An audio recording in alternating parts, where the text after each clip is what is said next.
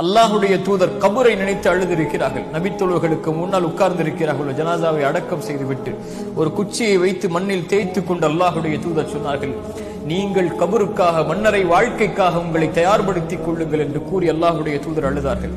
நபித்தோழர்களை பார்த்து அல்லாஹுடைய தூதர் ஸல்லல்லாஹு அலைஹி வஸல்லம் சொன்னார்கள், நான் அறிந்ததை நீங்கள் அறிந்தால் குறைவாக சிரிப்பீர்கள், அதிகமாக அழுவீர்கள். இந்த ஒரு வார்த்தை தான் அத்துணை நபித்தோழர்களுடைய தலையும் சாய்ந்தது கீழே.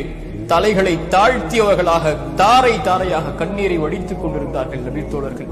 அவர்களுக்கு முன்னால் இத்தகில்லா, அல்லாஹுவை அஞ்சிக் கொள்ளுங்கள் என்ற ஒரு வார்த்தை சொல்லப்பட்டால் போதும்.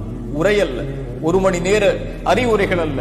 இத்தகில்லா, அல்லாஹுவை பயந்து கொள்ளுங்கள் தோழர்களே என்று சொல்லப்பட்டால் தலைகளை தாழ்த்தி தாரை தாரையாக அழுவார்கள். இத்தகுன்னார், நரகத்தை பயந்து கொள்ளுங்கள், இத்தகுன்னார், நரகத்தை பயந்து கொள்ளுங்கள், இத்தகுன்னார், நரகத்தை பயந்து கொள்ளுங்கள் என்று சொல்லப்பட்டால் தாரை தாரையாக அவர்களுடைய கண்களில் இருந்து கண்ணீர் வடிந்தோடும். அல்லாஹுடைய அச்சத்தால், அல்லாஹுடைய பயத்தால்.